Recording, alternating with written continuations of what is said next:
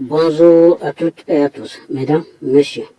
Dans cette vidéo, comme toujours, nous allons continuer de dénoncer et de vous montrer sur l'écran les mensonges, les manipulations, les fabrications, les corruptions, les falsifications et les interprétations mensongères qui, tous eux, sont liés avec l'islam. Tous eux forment l'essence de l'islam. Tous eux forment l'ADN de l'islam. Et c'est tous eux qui ont fait survivre l'islam jusqu'à nos jours. Mesdames, Messieurs, dans cette vidéo, nous allons continuer. Nous allons faire un épisode et nous sommes à la deuxième épisode de Qui est Mohammed. Vous savez, il y a plusieurs vidéos qui vous parlent maintenant de ce personnage et de grands mensonges qui sont fabriqués, la collection des mensonges, des fabrications de l'islam qui sont dénoncés. C'est pourquoi nous sommes plusieurs, nous sommes des milliers, pour ne pas dire des millions, qui pensons que d'ici 10 ans, 15 ans, l'islam sera enterré, l'islam sera définitivement mort. Pourquoi?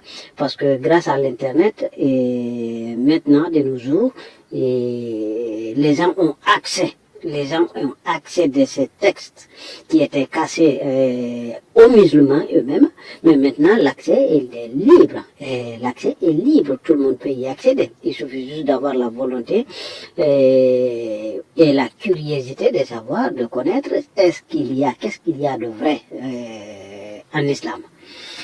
Et donc, mesdames, messieurs, donc ce personnage, aussi le personnage comme Allah, et donc là, nous allons parler du personnage. Après, on va parler d'Allah. Déjà, j'en ai fait des vidéos.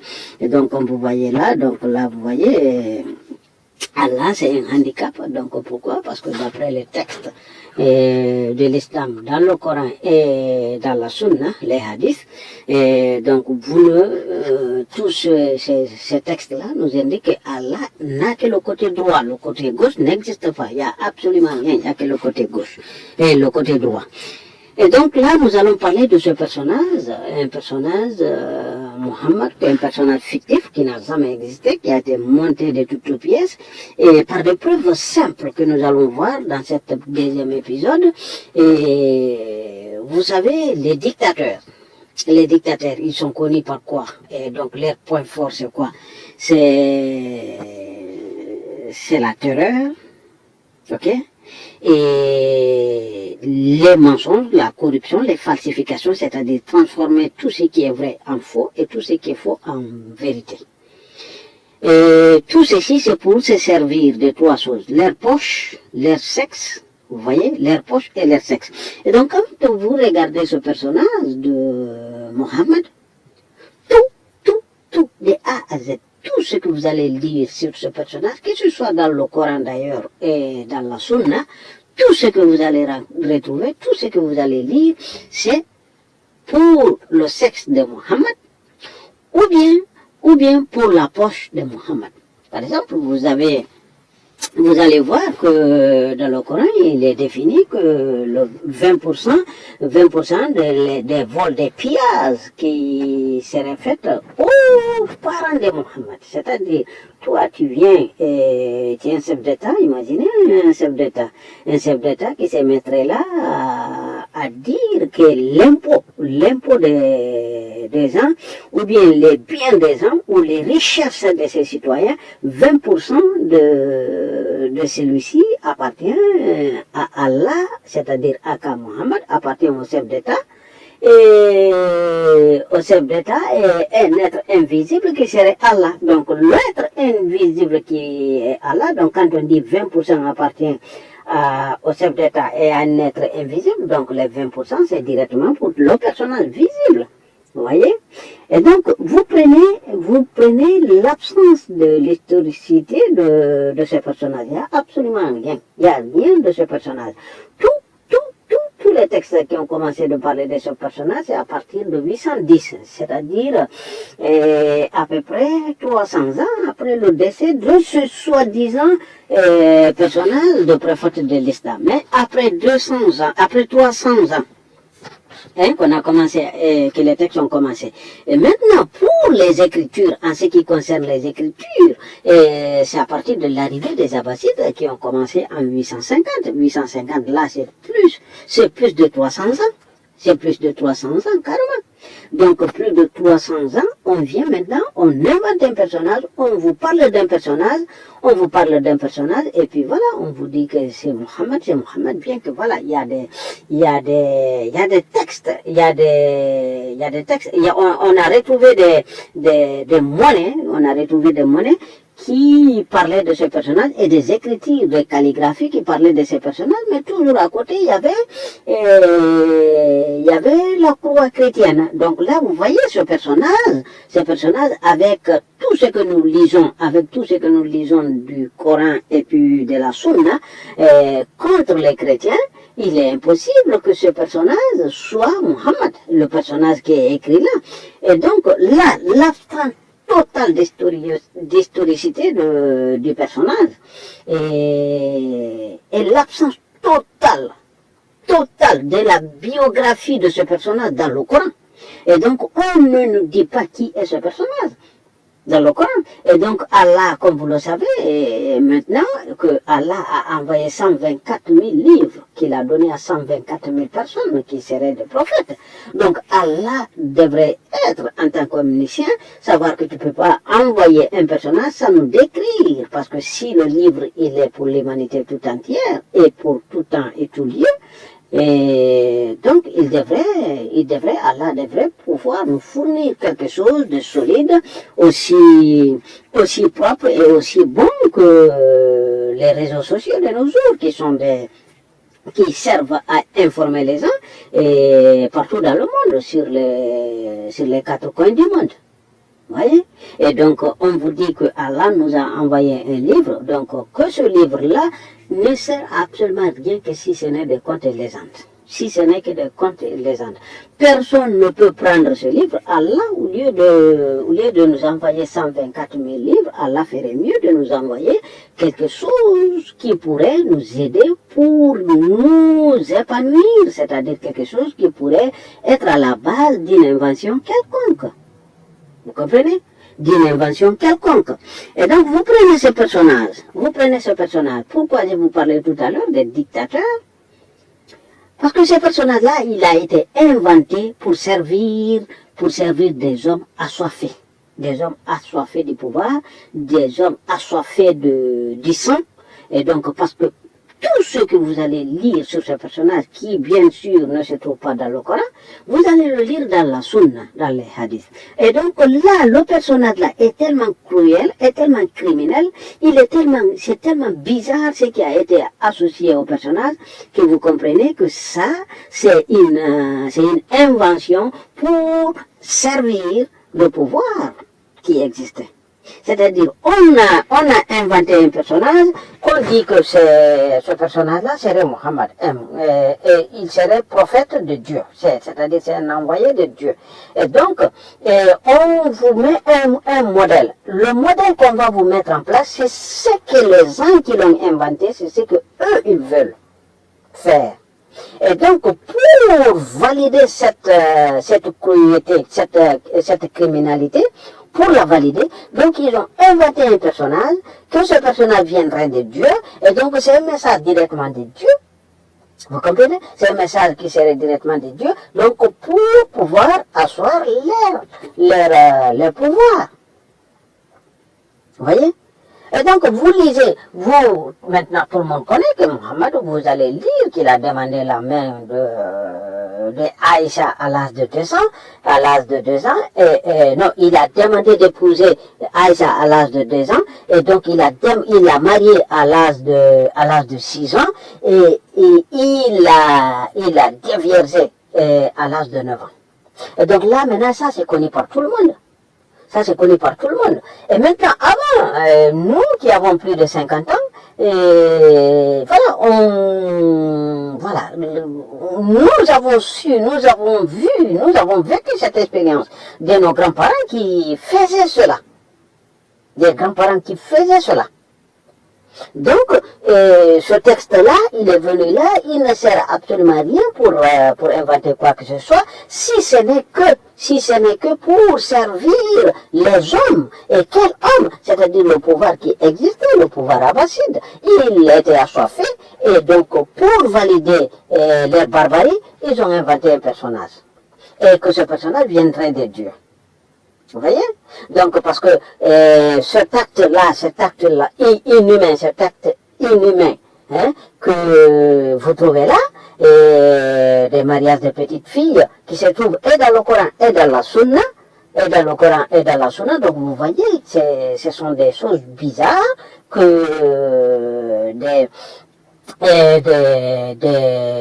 califes, le pouvoir qui existait à l'époque, qui voulaient faire. Et donc, pour pouvoir le faire, il faut rien de mieux que de dire que c'est quelque chose de divin. C'est quelque chose de divin. Donc, ce que les animaux ne font pas, comment voulez-vous qu'un être humain le fasse? C'est-à-dire, vous n'allez jamais voir un animal,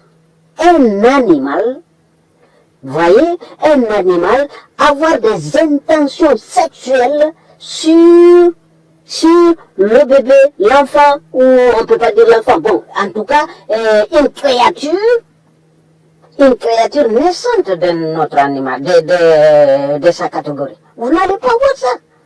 Même pas, il n'y a même pas la violence. C'est pourquoi maintenant, vous voyez, on est en train de travailler pour que les violences faites aux enfants cessent. Parce que même les animaux ne le font pas. Et pourquoi l'être humain le ferait? Pourquoi? Parce que les animaux ne le font pas. Vous comprenez? Et donc, ce personnage-là, donc, et vous comprenez, ici, lui qui est un chef de guerre, les Abbassides, et avant même les Abbassides, on peut dire, ça c'est à partir de 639, à partir de 639, si Mohammed serait décédé à l'an 632, d'après le récit, je vous dis, c'est un personnage fictif. Et donc 8 ans après, ils ont commencé du massacre. Pourquoi? Vous avez, dans les textes de l'islam, qu'on vous rapporte que le prophète de l'islam aurait fait des expéditions de guerre contre sa tribu et contre d'autres, 68 expéditions de guerre. Imaginez un chef d'État de nos jours qui aurait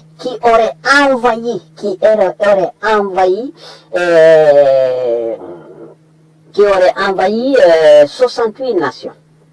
Là, maintenant, on parle de l'Ukraine, on parle de la Palestine et Israël, bien que c'est pas deux cas, c'est deux cas parce que Ukraine et Russie c'est la même nation, mais Palestine et Israël, vraiment, même dans le Coran, il est écrit même dans le Coran que la Palestine c'est pour les Israéliens.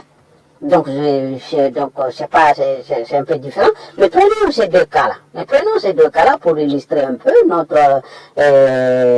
notre exposition.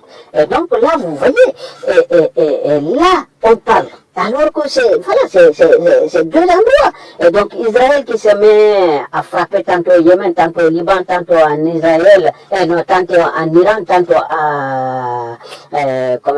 tantôt en Syrie. Donc, vous voyez comment on qualifie. Maintenant, imaginez un d'État qui le ferait 68 expéditions.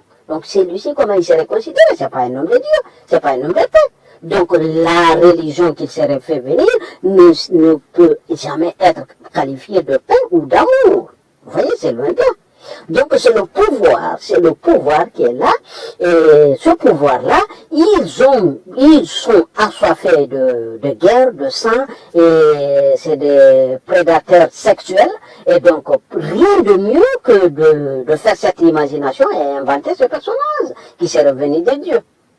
Vous voyez?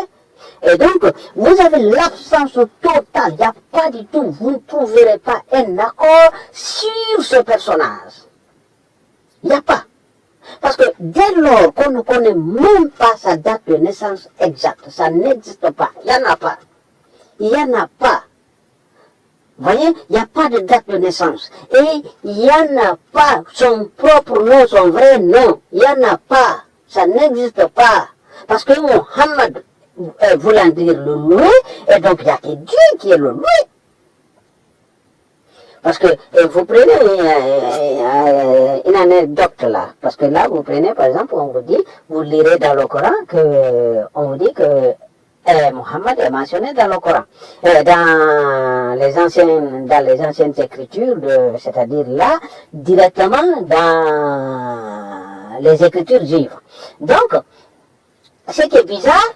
Donc, si la religion juive qui est attachée à Moussa, il y a entre les deux, et entre celle-ci et l'islam, il y a le christianisme qui serait l'évangile. Donc, on devrait plutôt retrouver le nom de Mohammed, même si bien que c'est pas écrit Mohammed, ils ont écrit Ahmad, c'est-à-dire le loué est le plus loué, ou le très loué le plus loué.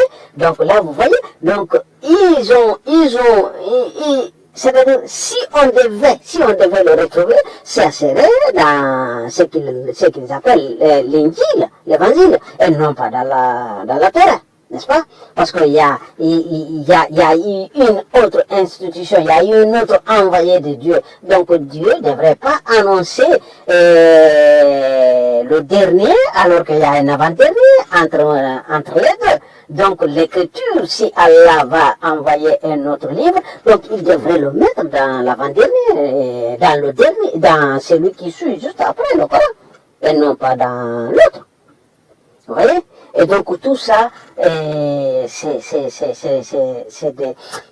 des inventions qui sont faciles à voir de votre propre yeux. Vous voyez? C'est très simple. C'est très simple.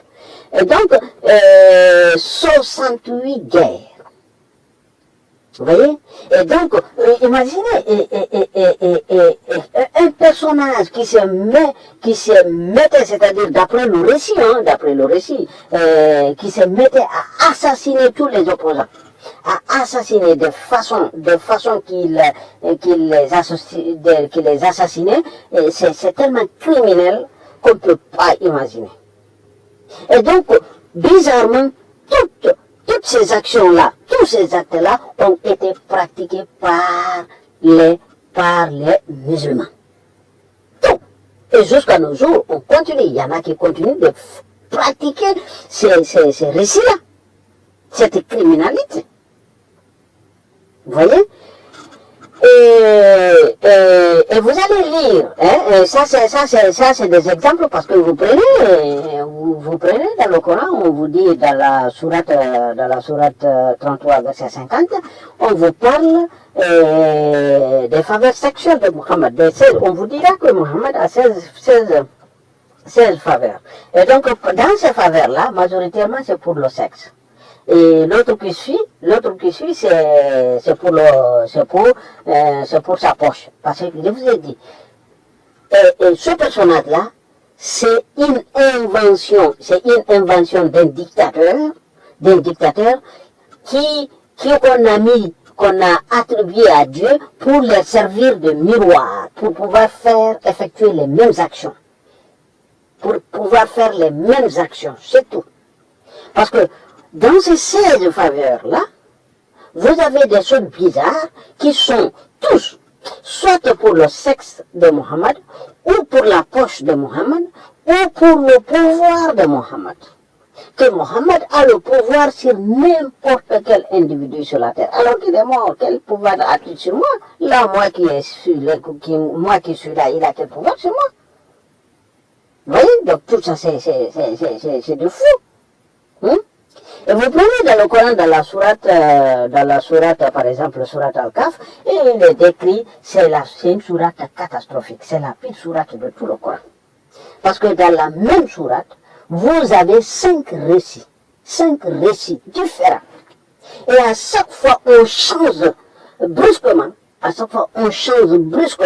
d'un récit à un autre, sans savoir pourquoi.